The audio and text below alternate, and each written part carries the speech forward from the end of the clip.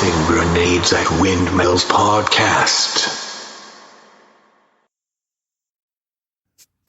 Welcome to the Tossing Grenades at Windmills podcast. I am TC Ricks, and this is the second part of a two-part series called Petty Little Frankensteins and a larger series called The Sins of Silicon Valley. Last time I talked about the moral perils of allowing unqualified people with little afterthought in creating a new form of life that is so different than anything that exists right now that we should probably get a few of our own affairs in order before we start trying to make new categories of life. And even if we must, by proxy or necessity or even survival, make a new form of life that, because of the supposed perils that would cause us to have to make that life to get superiority over a supposed enemy, that it might be best to put in safeguards more than just a bunch of people that can't even regulate social media, or that want to have social media regulated by AI because they're too cheap to hire people to do it themselves. And as much of a peril as that is, there is an even greater peril on the horizon.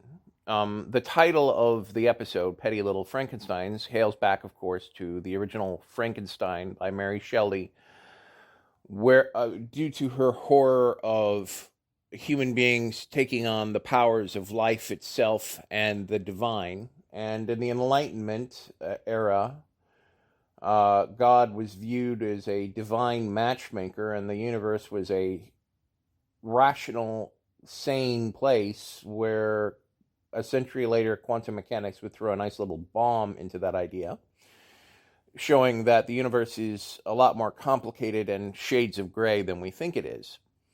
Having said that, they could not even begin to conceive of the greater peril, which is digital immortality. Digital intelligence is the creation of a being who is either less or equal or more intelligent than we are, but is essentially an entirely new life form. Even if it's patterned after human neurology, it's still going to be something very different than anything we are, because of the way it senses the world, the way it thinks. Everything is almost assuredly going to be drastically different than what we understand. Having said that, right now, the same people who are pushing us to create life when we are probably not prepared for it are also attempting to link our minds to the internet. And yeah, I mean, on the surface, it seems like it's a great idea, right? I mean, who wouldn't want to be able to surf the net in their mind when they're in a boring meeting and, call up statistics on their favorite baseball team, or, what was the opening gross weekend over the opening gross weekend of my favorite superhero movie, or, on and on and on and on. And there's a million things we like to do on the internet, and especially if we're trying to read a book or get information as quickly as possible, skipping the part where we have to read it and just plugging it directly into our brain sounds really tempting. Autocorrect, in theory, would be less of a thing, but we all know that in practicality, it's going to be something totally different. If you've ever watched some of the proof of concept videos, including the ones that Elon Musk has put up, it's essentially going to be like learning to type or learning to play an instrument. You're going to have to map it to your brain, and as time goes on, you'll get more and more advanced, and we'll probably install these things younger and younger in children, to the point that it will be just another muscle and just another part of your brain, and the complexity of thoughts and the speed of our interaction will only increase over time. In theory, there is nothing wrong with a neural link to the internet, especially with people that are paralyzed.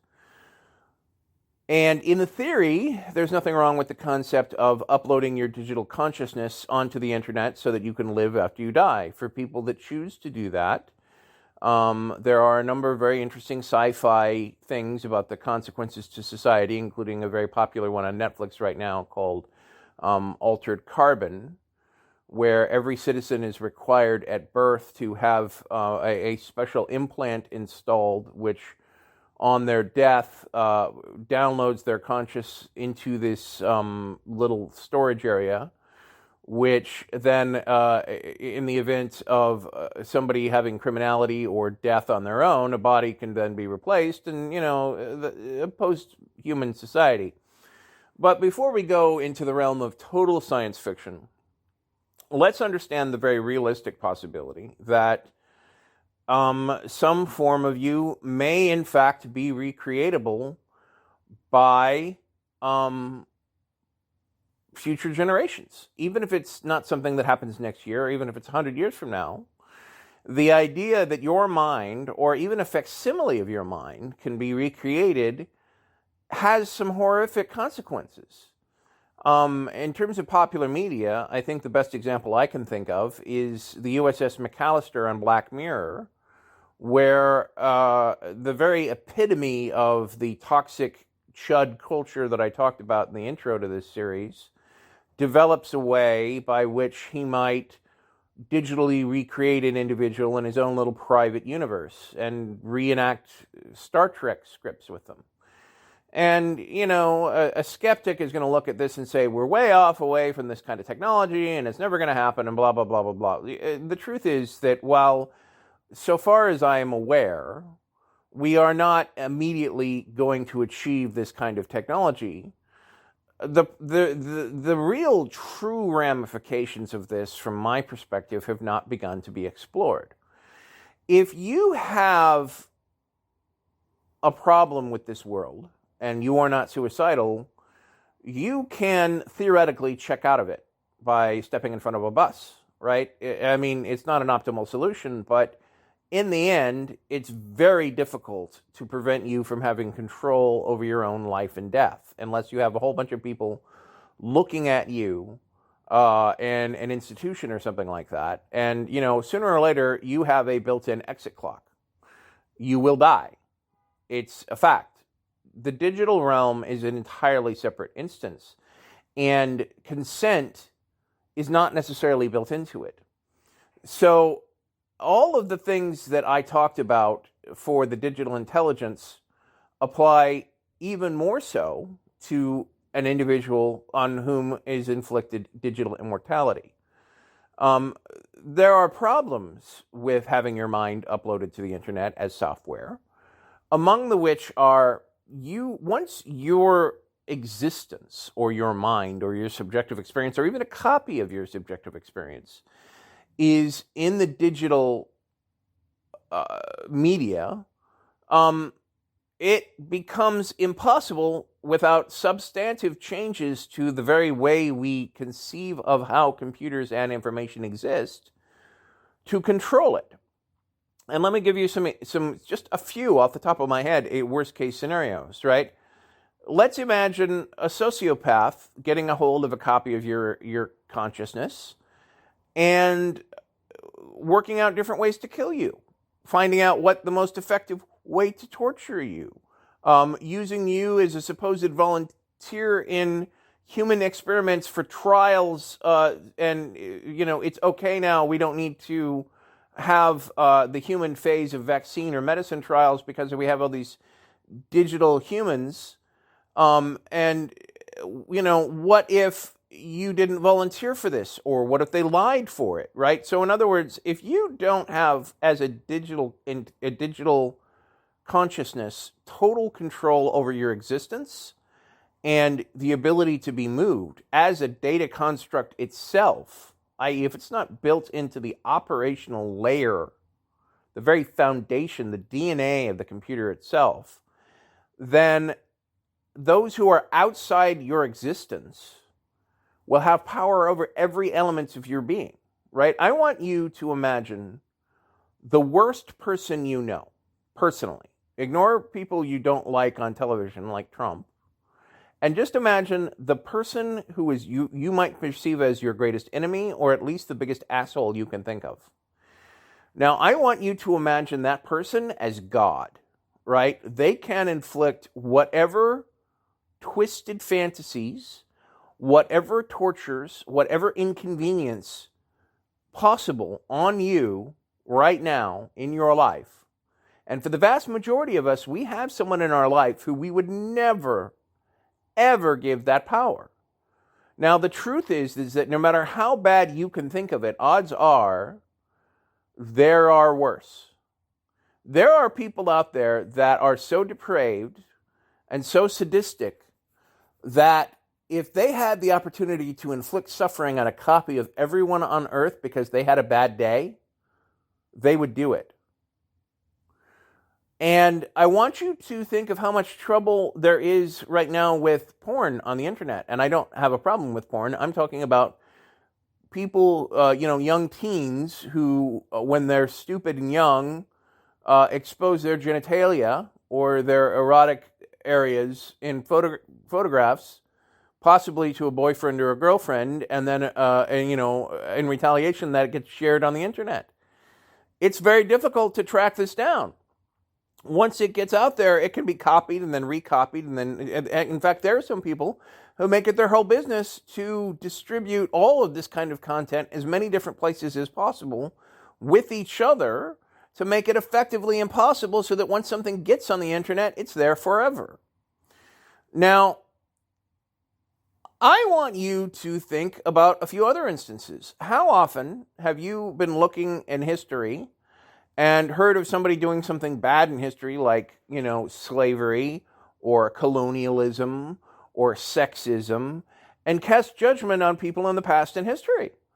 And that's not to say that historically speaking, people haven't indeed done bad things, but in some cases, these people, when they did it, it was the cultural norm, and I'm not excusing them, but what I am saying is, if you have digital immortality and your consciousness is suddenly uploaded to the internet, and your mind is suddenly recreated there, it's forever. And most people have very little understanding of what 20 years is like, much less 200 years or 2,000 years.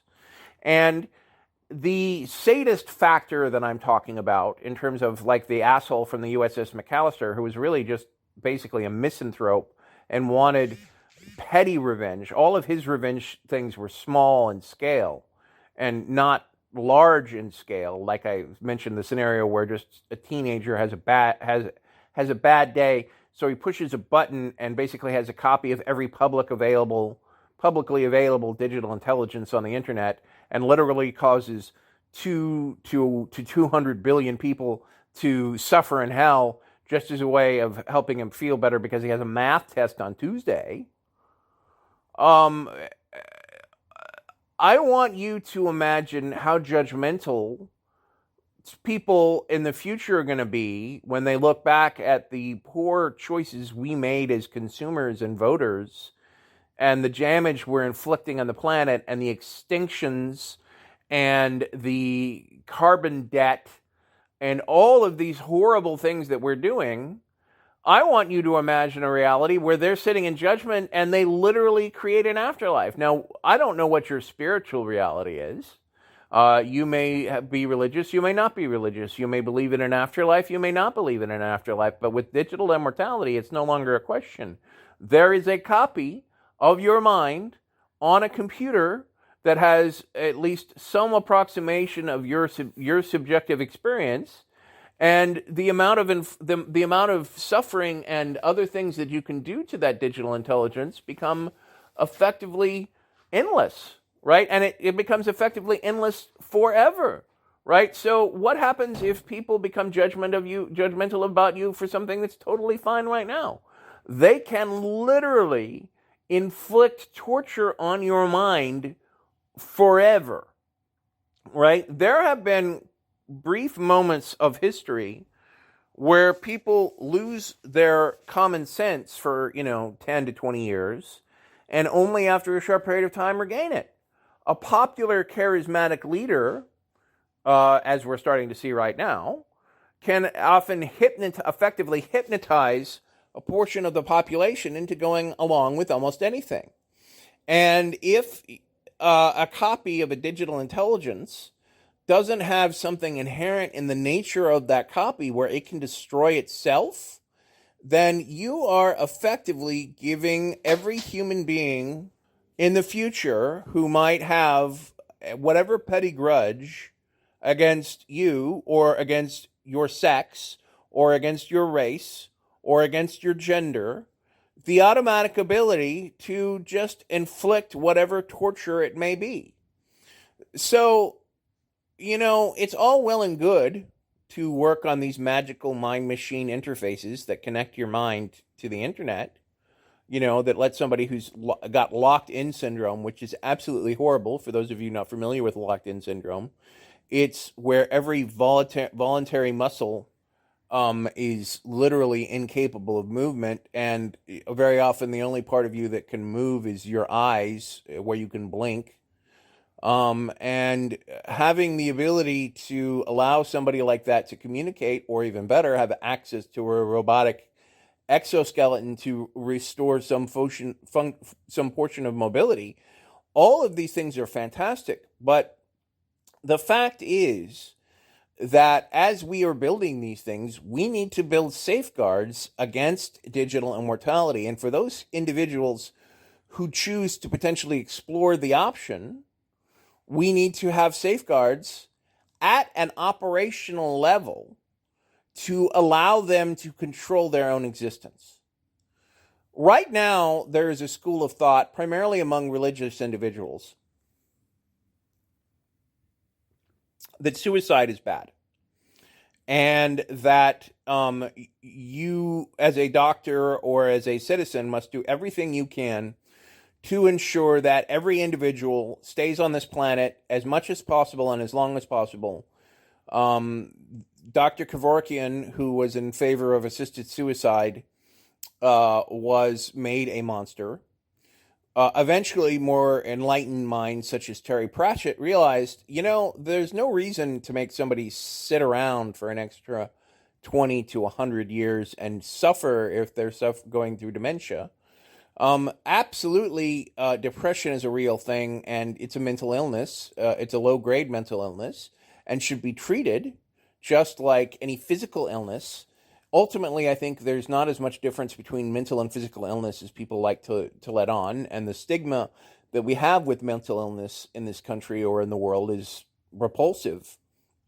However, we need to be enlightened about the fact that the nature of our experience as a species, the nature of who and what we are, is changing, and the very real possibility that inflicted immortality, both in digital and in the real sense, could happen, right? We in science fiction, very often, even when somebody's lifespan is expanded, they talk about these utopian societies wherein, when they're done, they can just move on. I think one of the best examples I ever saw was The Good Place, where at the end of experiencing everything you could potentially want to do in the afterlife, you could go through a magic door and then suddenly become one with the universe. But the truth is that right now, mainly due to certain religious sympathies, and definitely in the medical community, you have to have a special living will that will disconnect you from a machine, and otherwise, as long as somebody's willing to pay for it, all things being equal, you will be kept on that machine and kept alive in a persistent vegetative state as long as there's somebody around who's either willing to pay for it or willing to advocate for you. And as long as that mentality exists, then, I want you to imagine a scenario where the first generation of people attempting digital immortality have a copy of their brains that's essentially a low-res copy that can feel pain or talk or have very simple conversations like what you might with a spam bot, but it's not a very good copy. And eventually, as time gets better and better, these archaic copies exist and are aware that they exist and are aware of how poor of a copy they are and how effectively stupid they are 1,000 years from now, where you have digital intelligence and organic / techno digital and super intelligence, hybrids of human intelligence or copies of human intelligence or augmentations thereof. I can throw in as many magic words you want there: quantum, super, techno, trans intelligence. whatever the future may hold. But the fact of the matter is that if you have these first generation, basically IQ 50 to IQ 60 individuals, and they realize they're stupid and they feel shame at their stupidity, then the current thinking is that these digital intelligences should be kept around forever against their will. And I don't have a, I'm not okay with that. I'm not okay with keeping a sapient being in a glass jar. I want you to think of Futurama, those heads in the jars. You know, they make fun of that by giving it away to have celebrity cameos in the future. But how many of those heads in jars actually really want to be there? Would you like to be nothing but a head in a jar for 1,000 years? I know I wouldn't. So the fact of the matter is that there are so many ethical questions, so many problems with digital immortality that we have only just explored a small fraction of, even in fiction, much less actually sit down and ask the ramifications of what will happen 1,000 or 10,000 or 100,000 years from now if this copy of me is around and there's not some benevolent person that will erase that future copy of me if I don't want to be around anymore, that we aren't even thinking of.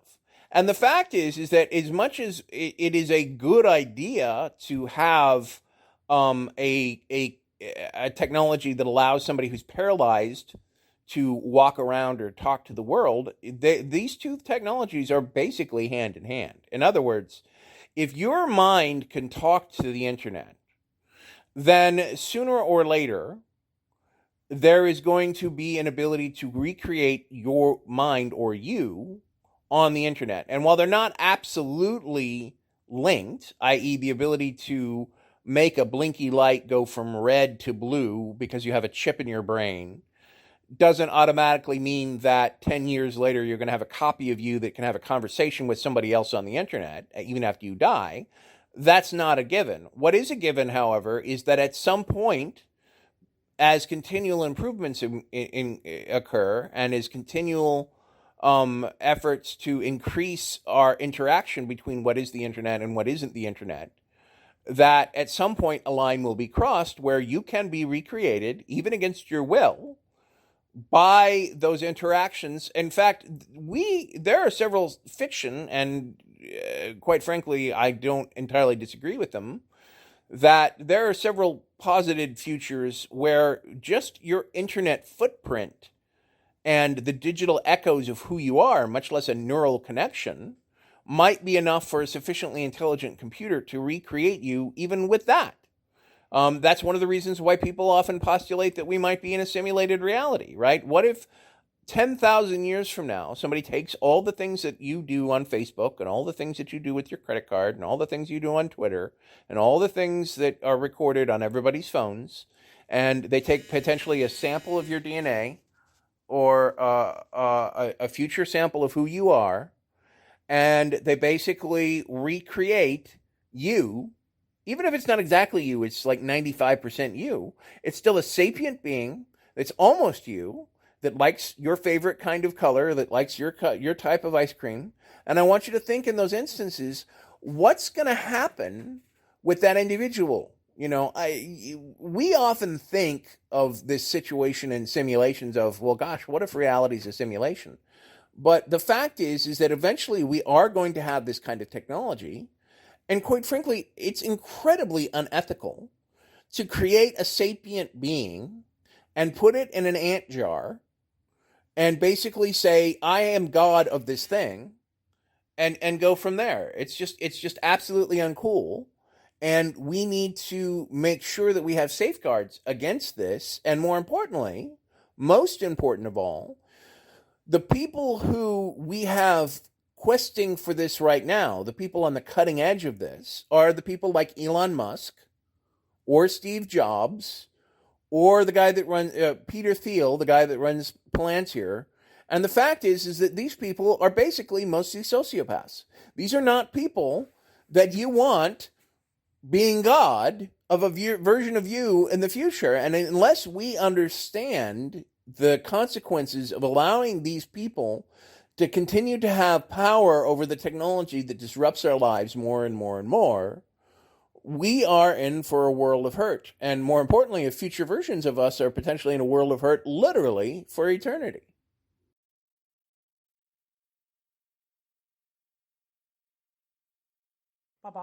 This has been the Tossing Grenades at Windmills podcast. Buy my book, Have Name Will Travel, at Amazon and other marketplaces. Copyright 2020 Red Anvil Amalgamated. To fight the forces of evil!